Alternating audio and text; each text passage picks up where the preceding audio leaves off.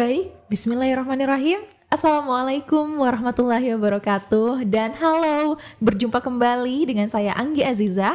Halo seluruh pemirsa setia Education Talk, Boswa Education dimanapun kalian berada. Senang sekali rasanya saya hari ini dapat hadir kembali untuk memandu Education Talk hari ini. Dan menjelang akhir tahun, kita hampir memasuki tahun 2023. Untuk adik-adik yang ada di SMP maupun SMA, ini jadi hari-hari dengan banyak beban pikiran ya. Soalnya berpikir ujian apa nih yang akan kita jalankan lagi, atau ujian apa nih yang harus kita persiapkan sekarang. Dan sekarang kita sudah kedatangan dari Boswa School Makassar. Ada Mem Suci dan juga ada Cinta. Halo Mem, halo Cinta, selamat datang di ruang podcast Boswa Education. Terima kasih Mem sudah meluangkan waktu untuk datang hari ini. Terima kasih Miss Anggi sudah disambut dengan baik. Kita ini Mem mau bincang-bincang hari ini tentang asesmen nasional secara khusus yang diterapkan di Boswa School Makassar. Karena kemarin juga saya sempat podcast dengan guru dari Boswa School Makassar. Menariknya adalah hal-hal yang diterapkan dari pemerintah pusat sekarang untuk seluruh sekolah itu sebenarnya sudah diterapkan di Boswa School sejak dari dulu. Iya betul sekali Miss Anggi. Jadi pasti asesmen nasional ini pun walau baru, itu pasti kita mau mendengarkan testimoni ataupun arahan dari Boswa School Makassar. Kalau memang sudah diterapkan dari dulu, pasti guru-gurunya sudah punya trik dan tips dan triknya tersendiri yang mungkin boleh dijelaskan langsung sama Mem Suci tentang asesmen nasional yang dijalankan di Boswa School Makassar. Oke, ini sebenarnya menarik sekali ya apa yang akan kita bicarakan hari ini terkait asesmen, mengingat kita lagi ada pada fase-fase penilaian akhir semester ya. Untuk semester ganjil tahun ajaran 2022-2023. Nah, sebelum mungkin kita membicarakan tentang asesmen nasional, kita mungkin yang dulunya kita mendengar istilah penilaian, penilaian tengah semester, penilaian akhir semester, kok tiba-tiba diganti istilahnya jadi asesmen. Nah, kalau biasanya kita menggunakan kata istilah penilaian, mungkin output yang ada di mindset kita adalah angka-angka dalam bentuk nilai, nilai bentuk 100, 80, 90. Nah, kalau asesmen ini adalah dia mencakup lebih luas lagi. Jadi bagaimana persiapan pembelajaran, bagaimana proses pembelajaran, dan bagaimana hasil belajar sebagai output yang akan kita capai. Jadi ada kesepahaman dulu sebenarnya konsep asesmen yang diterapkan. Kalau konsep asesmen yang diterapkan di Boswa School Makassar sendiri itu mungkin kita bagi menjadi 3 tahap ya. Ada namanya tahap awal. Kalau misalnya di kurikulum nasional itu biasanya disebut dengan diagnostic assessment. Kalau kemudian yang kedua ada assessment proses atau formative assessment atau misalnya penilaian observasi dan seperti itu. Dan yang terakhir adalah penilaian akhir atau asesmen akhir yang biasanya kalau formalitasnya di negeri secara nasional, kurikulum nasional itu dalam bentuk sumatif. Summative assessment. Nah, kalau di Boswa School Makassar ini kan outputnya ke raport ya, dalam bentuk angka-angka. Nah, rapor kita itu agak sedikit berbeda karena selain ada rapor nasional, kita juga ada rapor kurikulum domain. Jadi kurikulum domain ini adalah kurikulum individu yang diamati, kita mengamati anaknya, dan ini dilakukan sebagai tahap awal.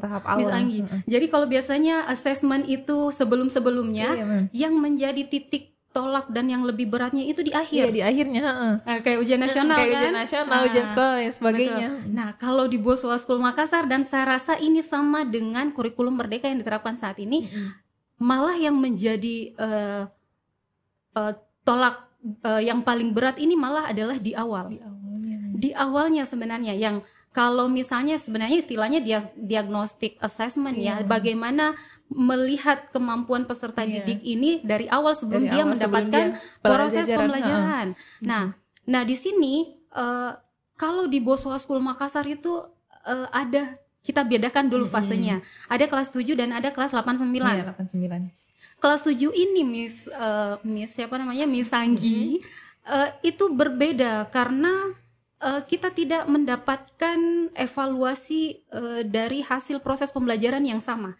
Berbeda kasusnya ketika kita mendapatkan siswa baru dari sekolah alam. Kalau siswa barunya dari sekolah alam Bosowa, kita sudah punya webbing individu. Iya betul.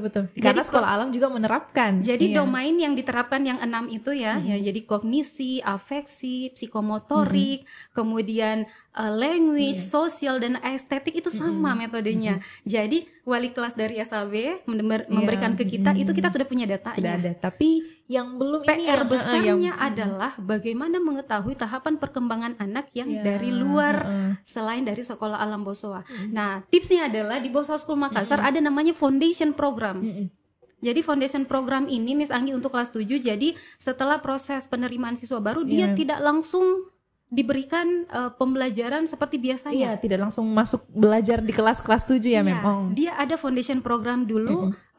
Kalau normalnya biasanya kita 3 bulan. Tapi karena selama pandemi itu disederhanakan menjadi 1,5 bulan. Nah, apa tujuannya foundation program ini? Anak kita yang berasal dari berbeda-beda latar belakang pengetahuan ini, background ini, akhirnya kita punya media untuk menyamakan persepsinya. Nah, mata pelajarannya itu ada basic math, karena kita ada Cambridge curriculum. Jadi mereka harus punya dasar matematika. Kemudian English, basic English. Kemudian ada learning how to learn. Bagaimana mereka belajar cara belajar. Belajar cara belajar. Nah, di situ mereka akan kita pelajari tipe-tipe gaya belajar anaknya, Miss Anggi. Ini penting. Jadi sebelum ke proses pembelajaran, kita harus tahu si A ini, peserta didik A, dia gaya belajarnya audio, visual atau kinestetik atau audio visual atau dan sebagainya. Itu masing-masing anak itu berbeda. Dan ini juga yang ingin diharapkan oleh kurikulum Merdeka ini. Yang sudah kita terapkan sebelumnya. Jadi minimal selama 1,5 bulan ini anak-anak diajarkan tentang habit yang ada di Bosowa School Makassar. Nah, begitu pula kalau SMP-nya nanti mau ke SMA-nya lebih mudah. SMA akan menerima evaluasi dari kelas 9. Jadi lebih makanya OBS ini ya, One Bosowa School Makassar ini memang lebih tertata. Nah, itu. Untuk kelas 8 dan 9 itu evaluasinya lebih mudah karena sudah ada dari kelas 7 ya. Misalnya kelas 7 di akhir semester itu akan kita ramu lagi. Jadi masing-masing anak individu ini kita gabungkan. Kemudian dibuat lagi webbing kelompoknya, Miss Anggi. Jadi webbing kelompok ini kita buat apa sebenarnya tema besar yang dibutuhkan anak. Untuk dia naik di kelas 8-nya nanti. Iya, jadi di kelas 8 nanti penguatan apa yang kita perlu berikan. Nah, inilah pentingnya asesmen di awal ini. Betul. Jadi kalau ini sejalan dengan keinginan pemerintah. Jadi asesmen di awal ini kita akan lebih mudah diarahkan untuk membuat program yang sesuai anak-anak kita inginkan. Jadi yang itu mungkin butuhkan dan inginkan ya memang. Itu mungkin yang harus kita sepaham dulu. Kemudian di tahap tengah nih proses. Ada kuis sumatif ya yang tadi bagaimana program yang sudah dibuat ini tetap pada relnya.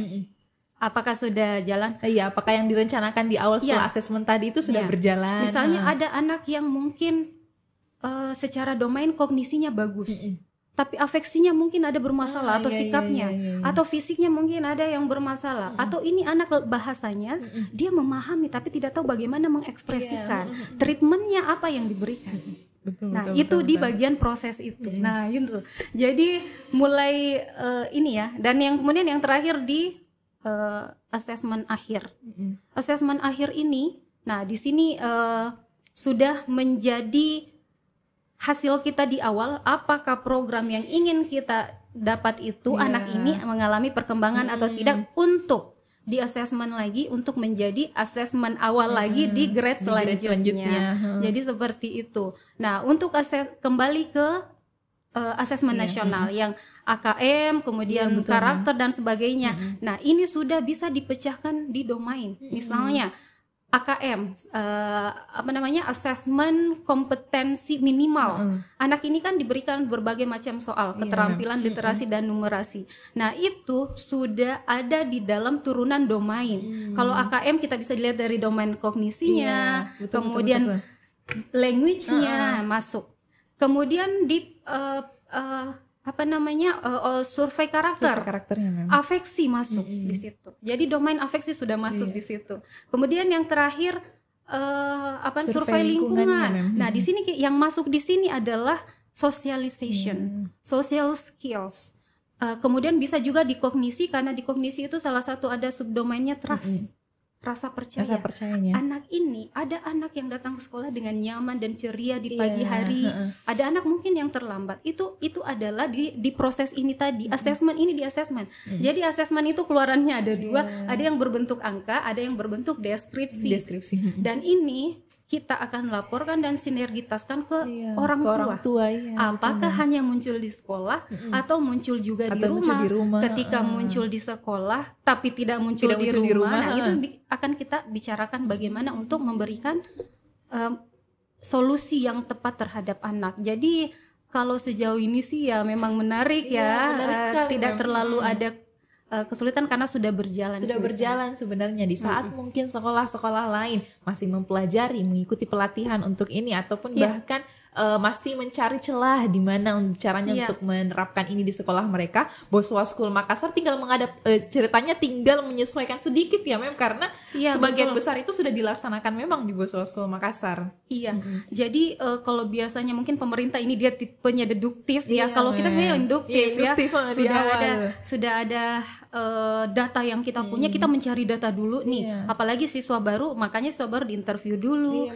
Dan bukan hanya dia, orang tuanya juga. Apakah ini untuk mencari dia lulus atau tidak, tuntas atau tidak, bukan, tetapi untuk mengetahui bagian mana yang akan kita kembangkan dan dengan treatment apa, program apa. Jadi makanya sebelum rapat kerja guru itu benar-benar kita evaluasi dan anak ini butuh program apa untuk bisa mengembangkan domain itu agar sesuai dengan tahapan perkembangannya. Di saat mungkin kurikulum sebelumnya mengevaluasi siswa, menilai siswa itu di akhir ya melakukan evaluasi di tahap akhir untuk mencari tahu siswanya bisa atau tidak. Tapi di kurikulum sekarang dan yang bahkan diterapkan sudah lama dari Boswa School Makassar adalah melihat apa yang bisa dikembangkan atau tidak dari masing-masing siswa. Sederhananya mungkin seperti ini Miss Anggi.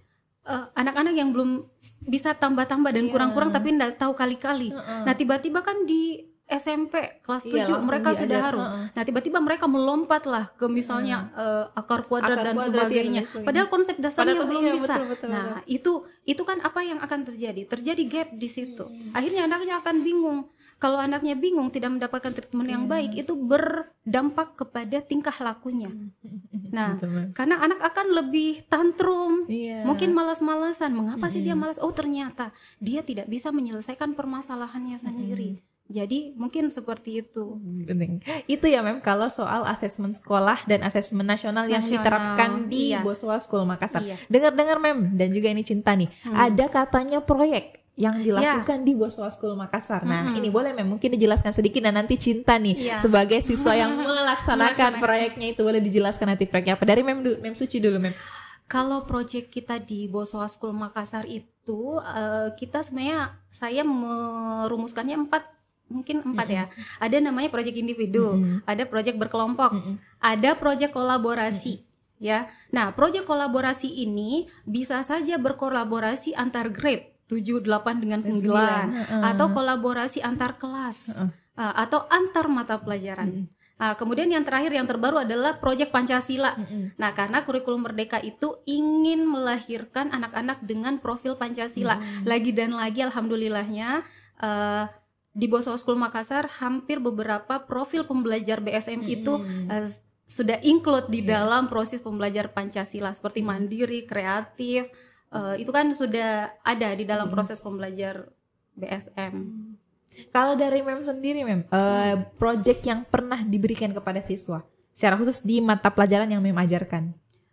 Kalau projectnya sih melihat dulu kemampuan anaknya dan disesuaikan dengan materinya dan disesuaikan dengan tema webbingnya. Tema webbing yang di awal itu ya di awal tadi. Nah, jadi kita sudah membuat webbing. Nah, saya selalu menegaskan ke anak-anak jangan sampai ditanya sekolah lain, mengapa di pelajaran bahasa Indonesia kelas 7 saya sudah belajar materi ini. Padahal di sini saya baru belajar materi ini. Itu memang berbeda karena disesuaikan dengan webbing mereka. Contohnya di kelas 7 itu temanya makhluk hidup. Nah, materi pertama yang diajarkan itu adalah teks deskripsi. Jadi kalau biasanya di buku mata pelajaran itu kan sudah ada teks yang diberikan. Berarti supaya terjadi sinergitas antara kurikulum yang ada semua terintegrasi, berarti tugas saya adalah memberikan teks yang berkaitan dengan makhluk hidup itu. Jadi seperti itu. Jadi semua mata pelajaran itu seperti itu. Kalau bisa dimasukkan dalam konten atau dikolaborasikan kontennya. Nah, kemarin kita pernah membuat, kebetulan materi kelas 7 itu pantun. Materi kelas 8 drama, puisi, materi kelas 9 pidato persuasif. Nah, inisiatif, mengapa tidak kita membuat kolaborasi? Jadi mereka penilaian akhir semester, tengah semester ya kemarin, penilaian tengah semester itu mereka membuat pementasan. Dia yang jadi panitianya, dia yang jadi dia yang jadi panitianya, ada yang bagian stage, perlengkapan, ada yang membuat acara, membuat rundown, ada yang jadi MC, mereka sendiri yang manage. Jadi kami hanya mengarahkan anak untuk membuat itu. Ketika dia terjun langsung begitu, mereka tidak merasa dia sedang ujian. Betul. Mereka merasa mereka sedang pementasan. Mereka sedang pementasan yang melakukan suatu proyeknya memang. Jadi kalau di bahasa ya paling seperti itu. Nah, waktu itu kami berkolaborasi dengan bahasa Inggris dan seni. Jadi mereka juga tampil memainkan alat musik di bahasa Inggris, dia role play, storytelling pakai bahasa Inggris. Jadi semuanya diramu dalam bentuk kemudian sains juga bisa masuk karena kebetulan di kelas 9 waktu itu pidato persuasifnya itu temanya tentang kesehatan tubuh, healthy life. Jadi kemarin Cinta ada yang manfaat makan sayur, manfaat minum air putih. Jadi sainsnya pun bisa kontennya masuk. Jadi benar-benar. Nah, ini dia tadi di awal. Jadi pentingnya itu. Pentingnya ada asesmen di awal untuk mengetahui ini anak seperti apa yang dia butuhkan dan bagaimana webbing yang jadi ini bisa membentuk potensi anak supaya lebih mekar gitu. Nah, ini kalau dari Mem Suci selaku pengajar ya Mem di Boswa School Makassar. Nah, ini kerennya hari ini kita ada Cinta. Nah, siswa dari BSM yang langsung merasakan proyek-proyek atau yang langsung merasakan asesmen pembelajaran dari Boswa School Makassar. Cinta sekarang kelas 9. Grade 9. Tahun depan sudah mau lagi masuk SMA. Dari ke grade 7, 8, 9, proyek-proyek apa yang Cinta pernah jalankan? Atau yang gini aja dulu deh, yang paling Cinta suka pada waktu itu? Proyek yang paling saya suka sejauh ini adalah proyek periodic table. Periodic table itu di grade 8. Grade 8 tahun lalu ya, Apa itu Cinta? Bikin apa di situ dan mata pelajaran apa yang ada di situ? Jadi proyek periodic table ini kita kolaborasi antara mata pelajaran sains dan juga matematika. Jadi di matematika ini penilaiannya itu tentang bangun datar. Jadi di sini kita ada bikin kubus dan di kubus itu kita menulis elemen-elemen seperti hidrogen serta angka-angkanya, simbolnya.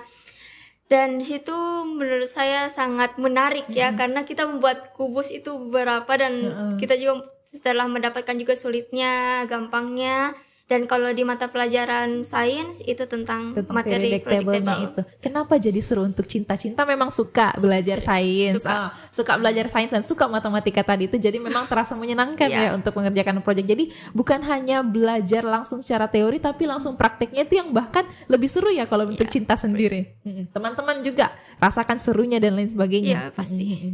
Dan selain itu Cinta, mungkin proyek-proyek lain boleh Cinta ceritakan? Jadi selain proyek periodic table ini, saya juga pernah melakukan proyek yang sudah dibahas sama Cici, yaitu pidato, storytelling, dan juga seperti membuat makalah dan lain-lain. Menurut saya selain periodic table yang paling menarik adalah storytelling. Kan di situ saya sangat-sangat berlatih untuk intonasi nada dan juga berlatih untuk tampil depan umum tanpa ada ragu untuk baca teks dan kebetulan di situ saya berperan sebagai narator dan juga bermain karakter. Jadi saya harus Jadi double. Ya, double. Dan di situ saya merasakan sulitnya mau ganti-ganti pakaian. Itu juga. Iya betul. Pasti kalau jadi narator kan harus yang bisa mengarahkan ceritanya. Ya. Terus nanti Cinta masuk lagi di ceritanya. Iya betul. Nah, Cinta, untuk asesmen yang sudah dilaksanakan di Bosowa School Makassar, menurut Cinta bagaimana? Memangnya dari Cinta sendiri merasakan tidak betul-betul manfaat dari asesmen yang dilaksanakan di BSM? Menurut saya sangat mendapatkan manfaat itu. Terlebih lagi dalam proyek pidato dan juga terus storytelling. Dulu saya itu sangat tidak bisa namanya public speaking. Dulu Cinta bagaimana? Nah, kita mau tahu Mem. Dulu Cinta bagaimana? Sekarang Cinta bagaimana? Betul. Dulu itu sebelum saya masuk di SMP Bosowa School Makassar, saya itu anak yang sangat pemalu, tidak bisa bersosialisasi, bahkan tampil di depan umum saya gemetaran, bolak-balik toilet berapa kali, dan sampai ingin menangis rasanya. Dan seperti kalau saya melihat mata orang, itu saya juga merasakan deg-degan banget gitu. Tapi ketika saya di SMP Bosowa School Makassar ini, saya belajar bagaimana diri saya terimprove perlahan-perlahan, diajar bagaimana public speaking dengan bagus, bagaimana eye contact dengan audiens, dan di situ saya mulai merasakan perbedaan dari diri saya, sehingga saya tidak menyangka bahwa saya akan menjadi ketua OSIS. Tidak ya. Cinta ketua OSIS ya ternyata. Jadi sekarang masih menjabat ya Cinta? Ya, Sudah melepas jabatan. Iya, sudah melepas jabatan bahkan ternyata ya. Pemilihan ketua sudah jadi ketua OSIS. Nah, orang tua nih Cinta, apa yang orang tua katakan pada Cinta waktu itu? Orang tua saya itu sangat bangga, bahkan papa saya menangis. Kaget ya mungkin loh, anak saya kemarin Cinta perasaan kayak malu-malu, kenapa sekarang jadi ketua OSIS bahkan ya Cinta. Masya Allah Cinta. Jadi Cinta sekarang sudah mau lepas jabatan ya, sudah mau fokus untuk ujian asesmen nasional untuk naik ke SMA, mau lanjut lagi di Bosowa. Karena pasti dari orang tua juga melihat banyak improvement ya yang dilihat dari Cinta sebelum masuk Bosowa, berjalannya Bosowa, dan bahkan sudah mau lulus, banyak sekali improvement yang dilihat dari Cinta. Jadi makanya minta dilanjut lagi di Bosowa School Makassar. Nah, untuk kalau Cinta mungkin untuk kedepannya, apa lagi yang Cinta mau kembangkan dari dirinya Cinta sekarang? Sudah sebelumnya yang jadi pemalu, sekarang jadi ketua OSIS. SMA mau jadi ketua OSIS lagi mungkin? Bisa, kalau bisa saya mau. Selain itu, mungkin Cinta mau dikembangkan apanya lagi nih kalau di Bosowa School Makassar? Tentang bersosialisasinya lagi ya mungkin. Tapi untuk jauh sekarang mungkin waktu dulu SD Cinta untuk berteman sama teman mungkin agak susah ya. Sangat susah. Bicara depan umum juga mungkin agak susah. Sekarang bahkan di Bosowa yang selalu bicara di depan, apalagi ada acara-acara ya Mem. Ketua OSIS yang selalu di garda terdepan melindungi teman-temannya yang di belakang. Keren sekali nih Cinta. Kita tepuk tangan dulu buat Cinta, luar biasa. Pantas Cinta yang diundang ke sini karena Cinta yang ketua OSIS. Luar biasa. Nah Mem, untuk yang kita masuk di bagian-bagian yang terakhir nih untuk penjelasan asesmen nasional dan juga ada testimoninya langsung tadi dari Cinta. Nah, boleh Mem untuk dijelaskan, Mem kan secara khusus memberi atau mata pelajarannya bahasa Indonesia dan itu literasi dan numerik yang banyak ya Mem. Kalau dari Mem pembelajarannya seperti apa Mem yang diterapkan di Bosowa School Makassar untuk bisa anak yang seperti Cinta ini bisa mengembangkan bakatnya dari bagian literasi dan numerasinya Mem? Kalau Cinta ini kan tipe anak yang sebenarnya gabungan ya, setengah-setengah sebenarnya mereka. Kalau Cinta itu tipe anak yang kalau secara kognisi dia saintifik, tetapi secara kalau membacanya itu lebih banyak membaca buku-buku fiksi. Dia lebih suka baca buku fiksi sebenarnya. Mungkin karena perempuan kali ya, jadi suka baca novel atau seperti apa. Walaupun di program kalau kita di Bosowa School Makassar itu misalnya ada 3, ada program gerakan literasi siswa yang dilakukan setiap hari Jumat.